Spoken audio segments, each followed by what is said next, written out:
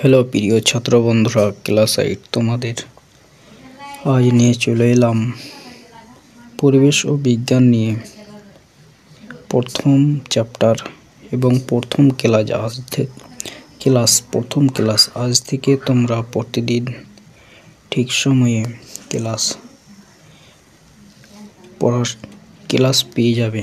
তো চলো দেরি না করে খাতা কলম এবং বই নিয়ে চটপট বসে পড়ো। দেখো, আজকে বলবো তোমাদের বল ও চাপ নিয়ে। বল কি? ষষ্ঠ সপ্তম শ্রেণীতে বল সম্বন্ধে তোমরা বেশ কিছু জেনেছো। তো চলো আমরা বল নিয়ে দেখব। বল কি? আমরা যে কোনো কিছু করি নাই কেন আমরা বল প্রয়োগ করি। বল প্রয়োগ ছাড়া কোনো কিছুই করতে পারি না। কোনো স্থির বস্তুকে গতিশীল কিংবা গতিশীল বস্তুকে স্থির বা গতিশীল বস্তুর দিক পরিবর্তন বা ওই গতিকে মন্থর করতে আমরা যা প্রয়োগ করি সেটাকে আমরা কি বলবো? বল। তো বল তো শুধু বল কি তাই? কোনো বস্তুর আকৃতি পরিবর্তন ঘটাতেও বল দরকার। একটি স্প্রিংকে আমরা যদি সংকুচিত করে ছোট করি বা প্রসারিত করে বড় করি তাতেও আমাদের বল প্রয়োগ করতে হয়। আমাদের শরীরের মধ্যে এরকম কত বল যে কত জায়গায় কাজ করে তা ভাবলে অবাক হতে হয় আমাদের। যখন দাঁড়িয়ে থাকি তখন আমাদের সারা শরীরের পেশিগুলোর মধ্যে, হাড়ের মধ্যে বিভিন্ন জায়গায় বল কাজ করে বলেই আমরা দাঁড়িয়ে থাকতে পারি। যদি বল কাজ না করতো তবে দাঁড়িয়ে থাকতে পারতাম না। আমরা যদি তোমাদের চারপাশে ঘটতে থাকা নানা রকম ঘটনা নিয়ে নিজের মধ্যে আলোচনা করো, তোমরা দেখবে বলের ক্রিয়া এরকম অনেক কথা তোমাদের মাথায় আসবে। কোথায় কিভাবে বল ক্রিয়া করছে তা ভেবে অনেক মজা পাবে তোমরা। তো এখান থেকে দেখো বল সম্বন্ধে জানলাম। তো চলো দেখে নেওয়া যাক বল এটি কে নিয়ে এই সম্বন্ধে বলেছিলেন। বিজ্ঞানী আইজাক নিউটন স্যার বল সম্বন্ধে বলেছিলেন প্রথম। শুধু তাই নয়, বল নিয়ে 3খানা সূত্রও বলে গেছেন বিজ্ঞানী আইজাক নিউটন। প্রথম সূত্র, দ্বিতীয় সূত্র, তৃতীয় সূত্র। প্রথম সূত্রতে কি বলা হয়েছে চলো দেখে নেওয়া যাক। প্রথম সূত্র থেকে আমরা জেনেছি যে একটি বস্তুর উপর কোনো কাজ করছে কিনা তা বুঝতে বস্তুটির বেগ বদলাচ্ছে কি তা দেখতে হয়। বস্তুর বেগ না বদলালে বা বস্তুটি থেমে থাকলে বুঝতে হবে যে বস্তুটির উপর কোনো কাজ করছে না বা বস্তুটির উপর ক্রিয়াশীল বলগুলির যোগফল 0। তো আমরা প্রথম সূত্রতে জানলাম কোনো বস্তুতে যদি বল প্রয়োগ করা না হয় তবে বস্তুটি চিরকালই স্থির থেকে যাবে, আর চলন্ত বস্তুতে যদি বল প্রয়োগ করা না হয় তবে বস্তুটি চিরকালই চলতে থাকবে। এবার দেখো দ্বিতীয় সূত্র থেকে আমরা শিখেছি যে কোনো বস্তুর ওপর বল যত জোরালো হবে প্রতিটি সেকেন্ডে ওই বস্তুর বেগের পরিবর্তন মানে ত্বরণও তত বেশি হবে। বল যদি দ্বিগুণ হয় ওই বলের জন্য উৎপন্ন ত্বরণও দ্বিগুণ হবে। তো তৃতীয় সূত্র থেকে জানলাম আমরা যে বস্তুর উপর যত জোরে বল প্রয়োগ করব সেই বস্তুর ত্বরণও তত জোরে হবে। অর্থাৎ বল যদি দ্বিগুণ পরিমাণে করা হয় তবে বস্তুর ত্বরণও দ্বিগুণ উৎপন্ন হবে। এই গেল দ্বিতীয় সূত্র। এবার তৃতীয় সূত্র থেকে জানব। তৃতীয় সূত্র থেকে আমরা এটা বুঝেছি যে যখন একটি বস্তুর অন্য একটি বস্তুর উপর কোনো বল প্রয়োগ করে তখন একই সঙ্গে দ্বিতীয় বস্তুটিও প্রথম বস্তুটির উপর উল্টো দিকে সমমানের বল প্রয়োগ করে। এই দুটি বলের একটিকে ক্রিয়া আর অন্যটিকে বলে প্রতিক্রিয়া। তো আমরা তৃতীয় সূত্র থেকে জানলাম যে অর্থাৎ একটি বস্তুকে যদি অন্য একটি বস্তু দিয়ে বল প্রয়োগ করা হয়, তবে সেই বস্তুটিও উল্টে সমান মানের অন্য বস্তুটিকে বল ক্রিয়া করবে। অর্থাৎ আমরা যদি একটি ঢাল ছুঁড়ি, তবে সেই ঢালটাও উল্টে আমাদের একটা বল প্রয়োগ করবে, সেটা হচ্ছে প্রতিক্রিয়া বল। সহজে দেখবে যে নৌকাতে যদি ধাক্কা মারি, তবে আমরা একটা বল প্রয়োগ করলাম, যা নৌকাটি দূরে সরে গেল, তখন সেই নৌকাটিও আমাদের একটা ধাক্কা মারবে, যেটাকে বলা হয় প্রতিক্রিয়া। অর্থাৎ আমরা যেটা মারলাম সেটা হচ্ছে ক্রিয়া, আর সেই বস্তু অর্থাৎ নৌকাটি যেটি ফেরত দিল সেটির নাম হচ্ছে প্রতিক্রিয়া। এই গেল তৃতীয় সূত্র। এবার দেখব আমরা বলের পরিমাপ ও একক। ষষ্ঠ ও সপ্তম শ্রেণীতে তোমরা জেনেছো যে বল এর পরিমাপ জানতে ওই বলের প্রভাবে কী ঘটলো তার হিসেব করতে হয়।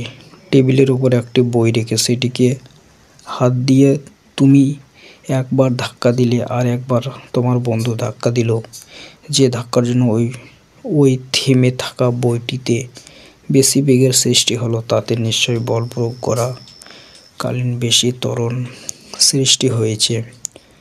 তাহলে সেই ধাক্কাতে বইটিতে নিশ্চয়ই বেশি বল প্রয়োগ করা হয়েছে। একটি নির্দিষ্ট ভরের বস্তুর উপর কতটা বল প্রয়োগ করা হলো তা এইভাবেই বলের প্রভাবে দেখে অর্থাৎ ত্বরণ মেপে হিসেব করতে হয়। নিউটনের সূত্র এই ব্যাপারে আমরা একটি সমীকরণ পেয়েছি, সেটি হলো F সমান m × a, অর্থাৎ F সমান বল, m সমান ভর এবং a সমান ত্বরণ। অর্থাৎ বল সমান বস্তুর ভর গুণিত বলের প্রভাবে বস্তুতে উৎপন্ন ত্বরণ।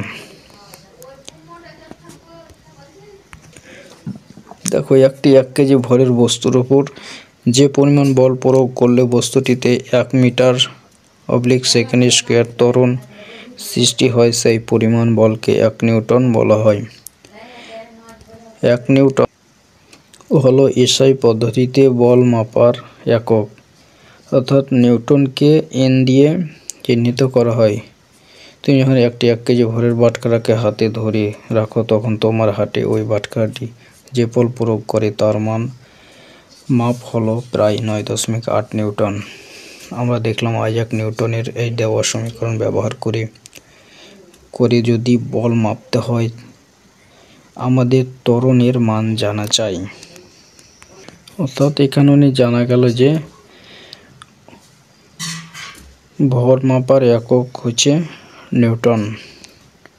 এসআই পদ্ধতিতে নিউটন, ভর মাপার এসআই পদ্ধতিতে নিউটন বলে।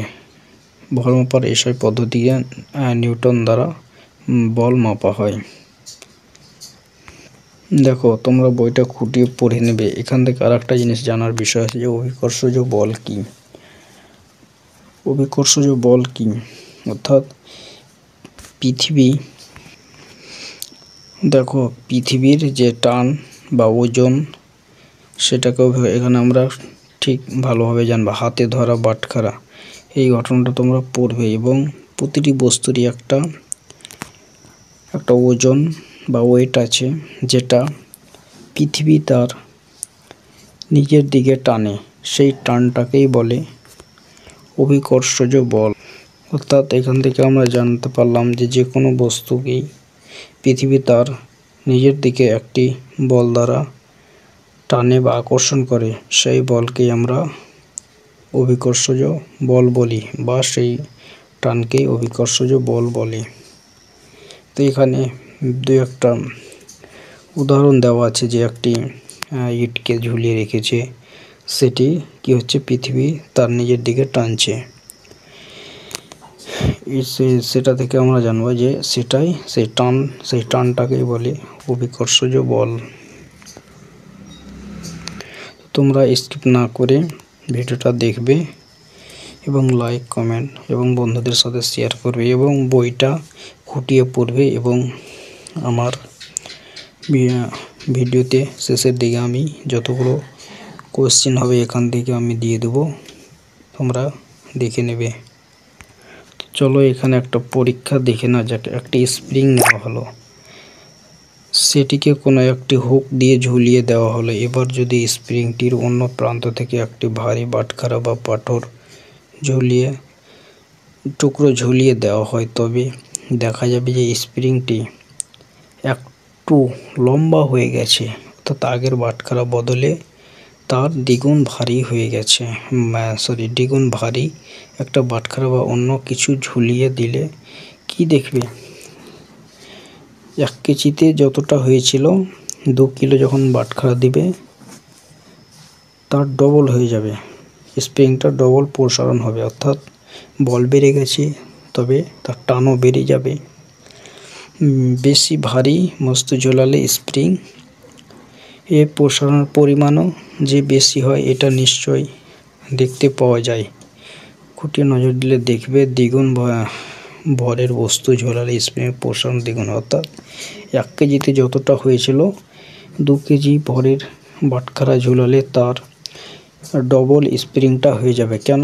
কারণ তার 2 কেজি অর্থাৎ ভর বেড়ে গেছে, তাই অভিকর্ষজ টানও বেড়ে গেছে, তাই বস্তুর স্প্রিংটা দ্বিগুণ হয়ে গেছে।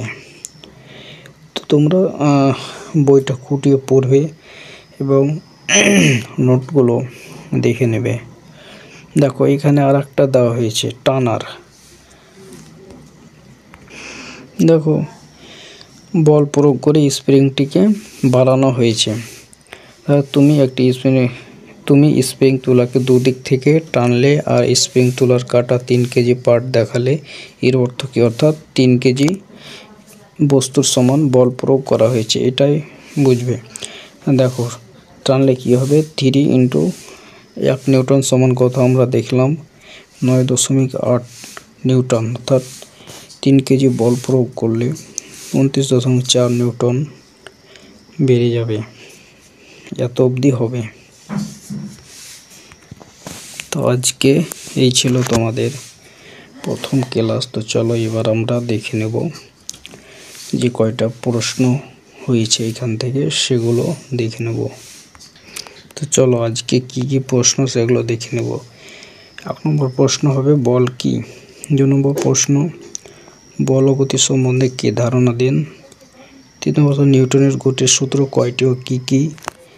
4 নম্বর প্রশ্ন নিউটনের সূত্রগুলি লেখো। 5 নম্বর 1 কেজি ভর সমান কত নিউটন। 6 নম্বর প্রশ্ন অভিকর্ষ বল কি। 7 নম্বর বস্তুর ভর কোন যন্ত্রে মাপা হয়। তো আজকে এই ছিল প্রশ্ন, যেগুলো তোমরা খাতায় নোট ডাউন করে নেবে এবং করার চেষ্টা করবে, না পারলে কমেন্টে জানাবে। Thank you. ভালো লাগলে ভিডিওটি লাইক, কমেন্ট, শেয়ার করবে এবং চ্যানেলটি সাবস্ক্রাইব করে রাখবে, যাতে এই ধরনের ভিডিও সবার আগে তোমাদের কাছে পৌঁছে যায়। চলো।